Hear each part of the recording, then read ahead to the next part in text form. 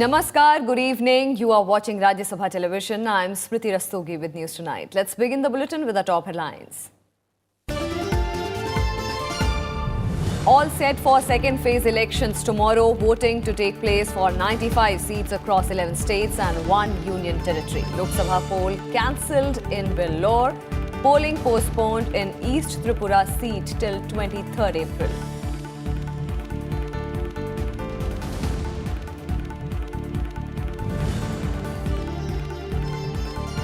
Campaigning for third phase polls to 116 seats. Gathers pace. Prime Minister Narendra Modi addresses public rallies in 2 states.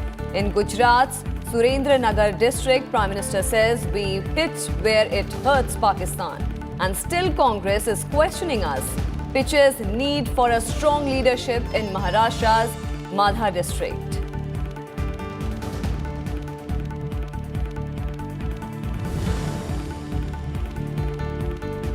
BJP President Amit Shah addresses public meetings in Maharashtra and Odisha, accuses Congress of doing very little for the poor in the last 55 years.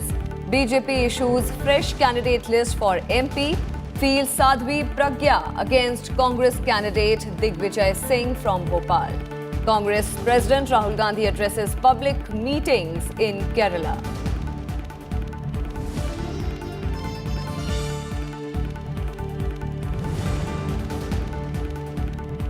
Met Department warns of thunderstorms in north and northeast India. Announces alert in Uttar Pradesh, Punjab, Uttarakhand, Punjab and Bihar. Centre assures states of all possible help. Death toll due to Tuesday's unseasonal rains reaches 50.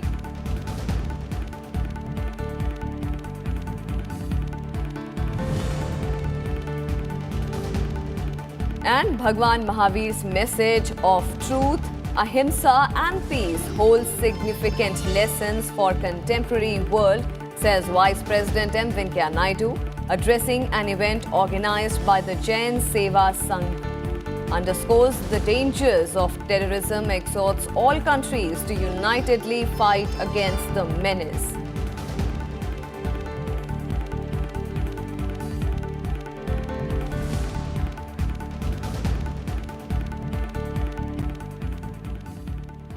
And first, all the election news.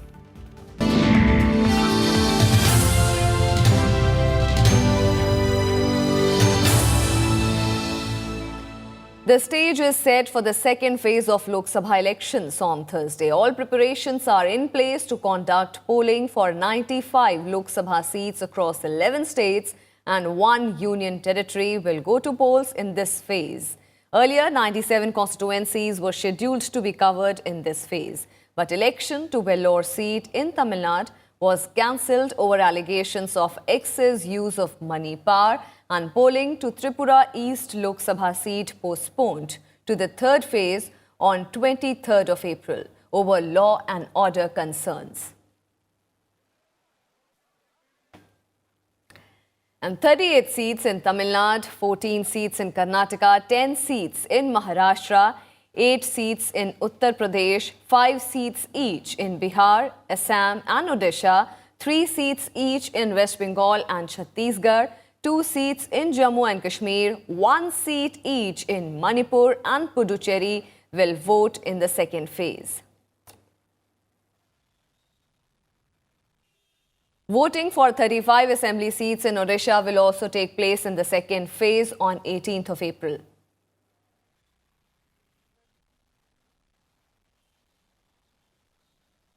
Fourteen Lok Sabha constituencies across central and southern regions of Karnataka will go to polls on 18th of April. Elaborate arrangements have been made for free and fair elections. A high-pitched campaign ended on Tuesday evening for the first phase of polling in Karnataka. 241 candidates, including 15 women and 133 independents, are in the fray for 14 seats. Among the constituencies, Bangalore North has the highest, 31 candidates, while Hassan has 6, the lowest number of candidates. All arrangements have been made. In these 14 constituencies, more than 2 crore 67 lakh voters are there. and some 10,432 service voters are there. For all the service voters, the postal ballot have been sent. Many of them have even come back to us. There are 241 candidates who are now standing in the fray, and out of which 17 are women candidates. And there are 30,164 polling stations. All polling stations have been with all the assured minimum facilities. Prominent contestants in this phase include former Prime Minister H.D. Devegowda from Tumkur, his grandsons Prajwal Ravanna and Nikhil Kumaraswamy from Hassan and Mandya. Union Minister Sadanand Gowda is contesting from Bangalore North, and senior Congress leader Virappa Moily from Chikkabalapura. India ka defense ke liye this election is most important.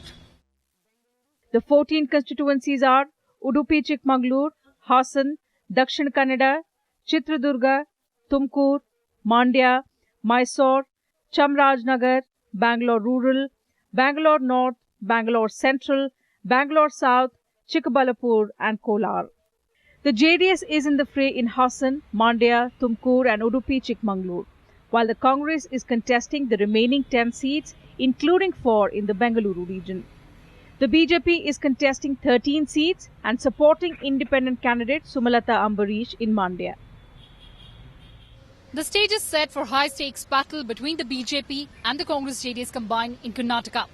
In the 2014 Lok Sabha elections, out of these 14 seats, the BJP and the Congress won 6 each, while the JDS could bag 2 seats. The remaining 14 seats in the state will go to polls on April 23rd. Reporting from Bengaluru, with camera person Junaid Iqbal Khan, I'm Kriti Mishra for Rajya Sabha Television. And for more details from Karnataka, we'll go across to our correspondent Kriti Mishra, who is joining us from Bengaluru. Kriti, tell us about the preparations and security arrangements for tomorrow.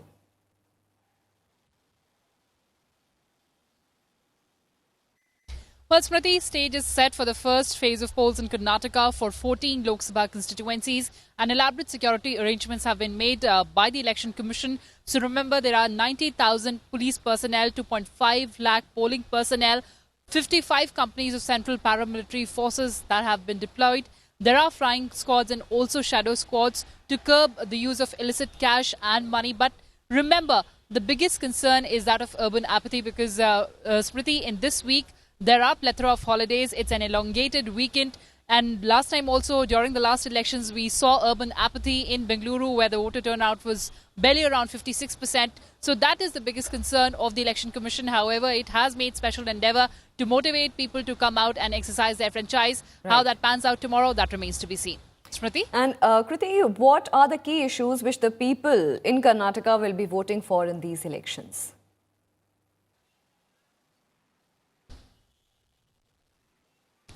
Well, after the Balakot strikes, there is a sense of nationalism, and that issue of nationalism and defence that reigns supreme on the minds of voters. But particularly in Karnataka, the biggest concern, and specifically in Bengaluru, that is a scarcity of drinking water. Because, Smriti, remember, a report has pointed out that similar scenes could be witnessed in Bengaluru by the year 2030, what we saw in South African city of Cape Town, wherein there could be a huge shortage of drinking water, and the availability of drinking water could drop to 88 litres per person against the required amount of 135 or currently available amount of water.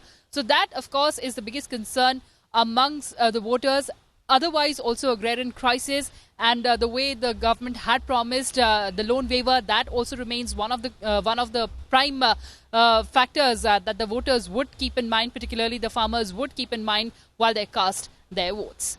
Smriti? All right. Thank you so much, Kriti, for joining us. So their agrarian crisis and drinking water are the major factors which our correspondent Kriti Mishra told us that the people in Karnataka will be voting for this time. Meanwhile, voting for the single Lok Sabha seat in Puducherry will take place on Thursday. There are 18 candidates in the fray whose fate will be decided by over 9 lakh voters. Our correspondent Rajat Ken spoke with the Chief Electoral Officer on the preparation for voting. We're joined with the Chief Electoral Officer of Puducherry, Dr. Kandavelu. Sir, thanks for joining us. Tomorrow, Puducherry will poll. What are the preparations in place by the department? The thing is, tomorrow, for the tomorrow's poll, the election machinery has made all the elaborate arrangements. Okay, we have got 4 different regions: Puducherry, Karaikal, Mahe, and Yanam. So there are 9.73 lakh voters spread over 970 polling stations in Puducherry. So Puducherry is by and large known for very peaceful and brisk polling. So this time also the same, we are expecting that there would be the same trend, and the election department has reached out to the voters, and we have distributed voter slip to almost 98% of the voters. And we have also carried out various sweep activities, awareness activities among the people and voters so that they should come out and vote on the polling day. How many candidates are in fray this time around in the elections? Yes, there are 18 candidates in the for fray for this lone parliamentary constituency. Along with Nota, it's 19. So we will be using 2 ballot units for this election, and along with parliamentary election to Puducherry parliamentary constituency, there is a by-election also in one assembly segment here. So that polling will also take place for that by-election. Yes. So lastly, Puducherry is known, as you said, for very peaceful and brisk voting. Last time around it was around 80%. Comparing with the national average, it's fairly impressive. How are you expecting this time around, given that there are several initiatives that you're taking? The thing is, we expect that the same trend would continue this time also, because the election machinery and all the district administration officials have reached out to the voters, and they have gone from village to village explaining about the importance of their vote. And we also had mobile vans reaching out to various rural areas in this union territory, demonstrating to them how the EVM and VVPAT functions, and on the voting day everyone should turn out in large numbers and then vote. So we expect that a high percentage of voting. And to gauge what is transpiring in Tamil Nadu, we'll go across to our correspondent Rajat Ken, who is joining us from Chennai. Rajat, tell us about the mood of the state for tomorrow. Thanks, Priti. People of Tamil Nadu and Puducherry as well, they're looking forward for tomorrow's polling. That will begin early in the morning. And both the states, as we know, are known for the brisk polling. Last time around 2014, Tamil Nadu recorded 74% of vote, which is fairly impressive if we compare the national average, which usually happens to be around 60s, early 60s. And Puducherry was further higher at 80. So given initiatives taken by the Election Commission and their units here, and also awareness among the voters, with these two, Tamil Nadu as well as Puducherry, which is a union territory, is expected to see high polling. And polling usually begins here early, given it's a coastal area, and weathers soars as the day go by. So tomorrow we would see, as we report, as joined by our viewers, tomorrow in the morning, there would be long queues at the polling stations. Right. And what are the key contests to watch out for in these elections? Well, there are several battles within the battles. If we talk of Tamil Nadu, then there are battles in Chennai Central seat, where Dayanthi Maran, who's a former union minister and DMK heavyweight, is fighting against Sam Paul of the PMK, which happens to be the candidate of ADMK BJP-led NDA. We have BJP's state unit office bearer, Ms. Saundar Raja, who will be contesting against again former minister and heavyweight of the DMK, Kanimuri. Then there are the straight battles between the Congress and the BJP in two seats. One at Sivaganga, where former minister P. Chidambaram's son, Karthi Chidambaram, is pitted against H. Raja of the BJP. Right. And Pon Radhakrishnan of BJP, who is a fairly senior and popular leader, is fighting against H. Vasantakumar in Kanyakumari. Then there are other battles in Theni. There are battles within battle, as I said, of the splinter group of ADMK, led by TTV Dinakaran, who has gained attraction here in terms of the news to say of, and analysts are keeping a close eye on how much vote percentage would this splinter group of ADMK would gather, given both the parties, the DMK and ADMK, this time around, they're having a new generation of leaders. Remember, Tamil Nadu is one state which for decades have seen a personality cult, or to say the personality clash between Jayalalitha and Karunanidhi. And this time around, after the demise, both the parties are led by a fresh leadership. So there, it has to be seen that how far they go in the politics given this election. So it will be a test of their waters as well.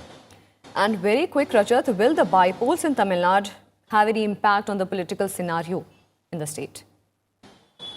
Well, absolutely, you're bang on. There are by-polls to 22 assembly constituencies. Now, given the current strength of assembly, ADMK government sits quite pretty in terms of majority. But if there is any drastic change on those 22 seats, we would see that would be impacting the equations in the assembly. Right. Thank you so much, Rajat, for joining us and giving us all those details and ground report and ground situation from what is transpiring in Tamil Nadu. Moving on, campaigning has intensified in constituencies going to polls in the third and fourth phases. Prime Minister Narendra Modi held election rallies in his home state of Gujarat on Wednesday. Addressing a gathering in Himmatnagar, the Prime Minister accused the previous UPA government of trying to damage the interest of Gujarat during its 10-year rule. Gandhi ji की कांग्रेस गोली वाली कांग्रेस आज गांधी जी की कांग्रेस उस जमाने में अंग्रेज गोली का सहारा लेते थे। आजादी के बाद कांग्रेस खुद गालीबाज बन गई है, गाली का सहारा दे रही है। At another rally in Maharashtra, Prime Minister Narendra Modi promised to set up a separate Jal Shakti ministry if voted to power again. He promised that a separate department will be made only for river connectivity and increasing irrigation. He also stressed on the need to have a strong, decisive government at the centre.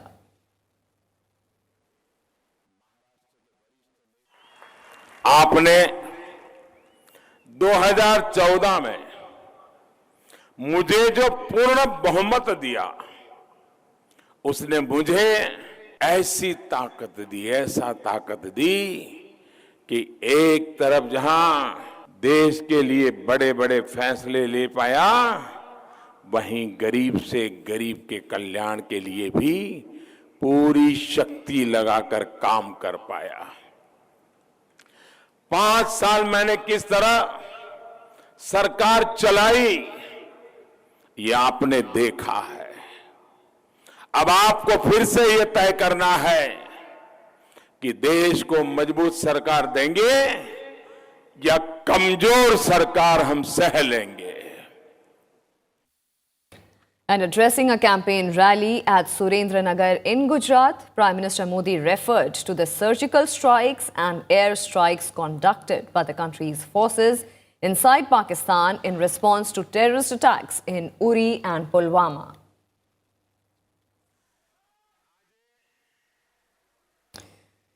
And BJP President Amit Shah campaigned in Odisha on Wednesday, addressing a gathering in Dhenkanal.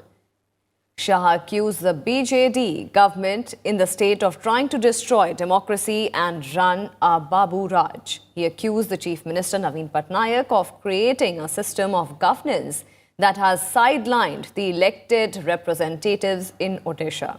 The BJP president also listed out the achievements of the BJP-led NDA government in the last 5 years.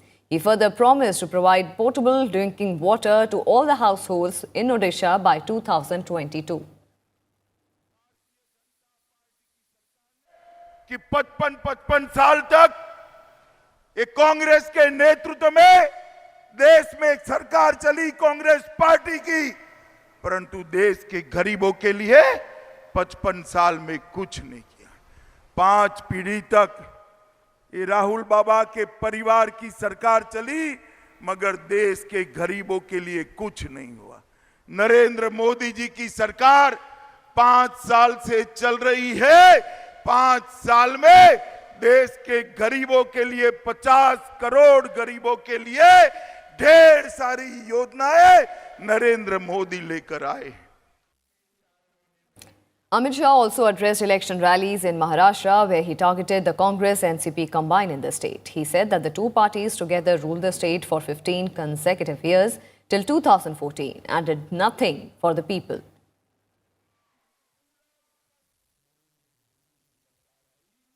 ये जो मोदी सरकार के नारे लगते हैं ना, वो ऐसे ही नहीं लगते हैं, ऐसे ही नहीं लगते हैं। ये कोई नेता के प्रति मोह नहीं है, मोदी जी की लोकप्रियता का कारण है 5 साल तक नरेंद्र भाई ने जिस तरह से सरकार चलाई है, देश की जनता आज फिर से एक लंबे समय तक नरेंद्र मोदी जी को पंत प्रधान देखना चाहती है, इसलिए मोदी के नारे। 10 साल तक यूपीए की सरकार चली, सोनिया मनमोहन की सरकार चली, यहाँ पर 15 साल तक कांग्रेस एनसीपी की सरकार चली। 12 लाख करोड़ के घपले, घोटाले, भ्रष्टाचार।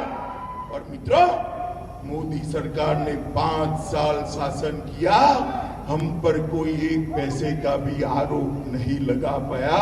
ऐसी पारदर्शी सरकार। And Congress President Rahul Gandhi on Wednesday addressed rallies in Kerala. Rahul Gandhi began his campaign in Kerala's Wayanad, one of the seats from where he is contesting, by offering prayers at the Thirunelli temple. He also attended the coordination meeting of 3 parliamentary constituencies of Kannur, Kasaragod and Vadakara. The Congress president also addressed a public rally in Kannur. He asserted that the issues of Kerala should be decided by the people of the state. Later in the day, Rahul Gandhi also addressed a public meeting in Palakkad. And over the last 5 years, I have travelled across the country. Been to South India, Kerala, Karnataka, Andhra, Northeast, West, North. And I've got a feeling that there is a sentiment in the country that there are multiple voices, multiple ideas, multiple languages. I have not come here as a politician. I have come here as a brother, as a son, as a friend. But I also want you to realize and understand that your way of life, your culture, the way you treat each other is a very, very valuable thing for India. And it is the love and affection and the spirit of Kerala and Wayanad that is going to show Mr. Narendra Modi exactly what this country is about. And some more election news. Home Minister Rajnath Singh on Wednesday addressed a rally in Sambhal district of Uttar Pradesh. Addressing the gathering, he recounted various achievements of the Modi government, such as direct benefit transfer scheme and fulfilling the demands of armed forces, asking people to vote BJP to power again. Targeting Congress, Home Minister Rajnath Singh said that the party had fooled the public for decades with their false claims.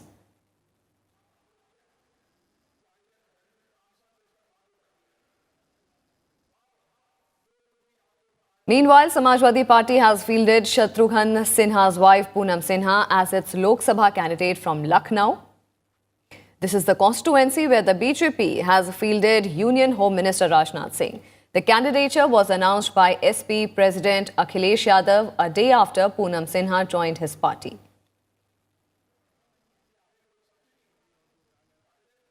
The BJP has fielded Sadhvi Pragya Singh Thakur as its candidate from the Bhopal Lok Sabha seat.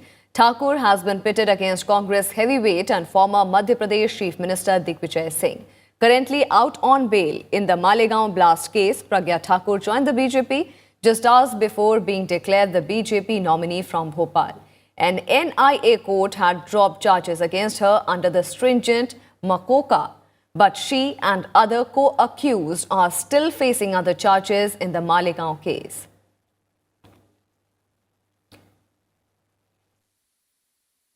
जनता ये समझ जाए कि जो कुछ भी है वो अब छलावा हो सकता है दूसरे लोगों का, दूसरे पक्ष का, किंतु यहाँ जो किया गया है वही बोला जाएगा और जो करेंगे, जो कहेंगे और वो करेंगे।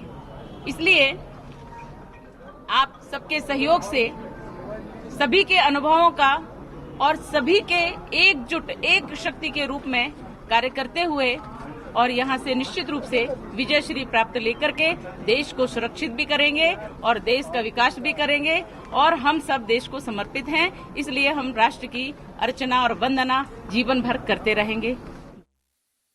Besides Sadhvi Pragya Thakur, the BJP also released names of 3 other candidates for the Lok Sabha polls in Madhya Pradesh. KP Yadav will be the party nominee from Guna, Raj Bahadur Singh from Sagar and Ramakant Bhargav from Vidisha.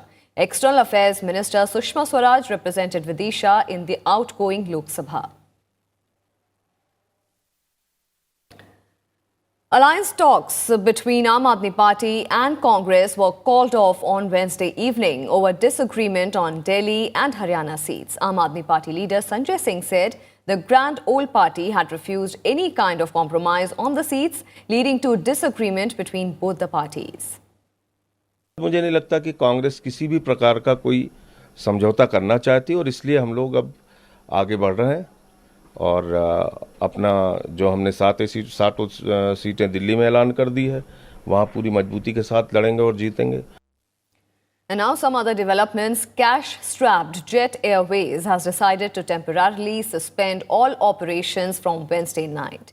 The airline said the decision follows the lenders refusing to offer a lifeline of 400 crore rupees. In a statement, Jet Airways said it is compelled to cancel all the international and domestic flights as no emergency funding from the lenders or any other source is forthcoming. Last night, SBI has informed Jet Airways that they were unable to consider its request for critical interim funding. The airline is currently operating only 5 planes from 123 aircraft in the fleet and will operate its last flight from Amritsar to Mumbai at 10 p.m.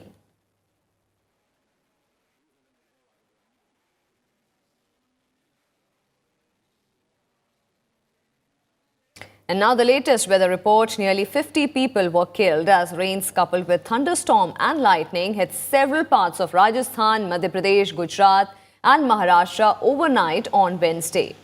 The unseasonal rains and storm also caused damage to the property and crops in Gujarat and Rajasthan. Rajasthan witnessed the maximum casualties with 21 people killed in rain-related incidents. Following Madhya Pradesh, where 15 people were killed, while 10 people were killed in Gujarat, 3 were killed in Maharashtra. Prime Minister Narendra Modi has expressed concern over the loss of lives in the rains. Home Minister Rajnath Singh said that the government is closely monitoring the situation in the rain-hit areas and is ready to provide all possible help to the states affected by rains and thunderstorm. Meanwhile, a severe cyclonic storm accompanied with heavy showers lashed several parts of Assam in early hours of Wednesday, leaving 3 persons injured and a trail of destruction.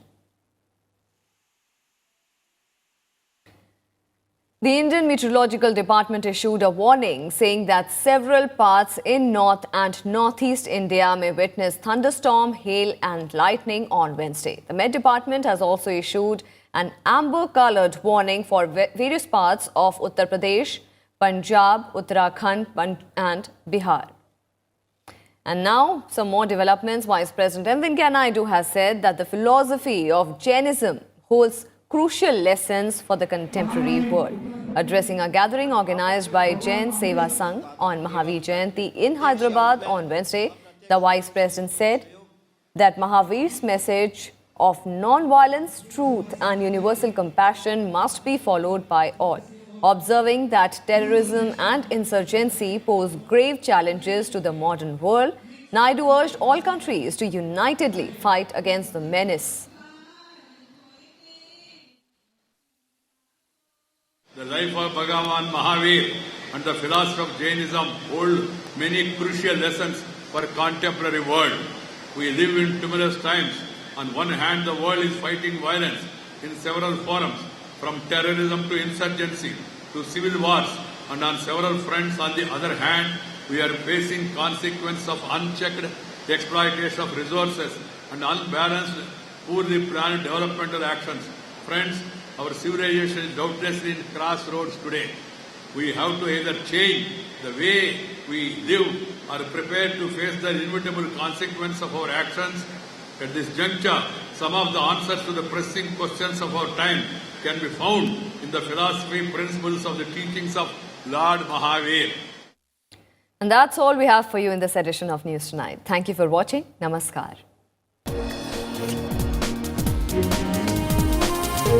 Thank you.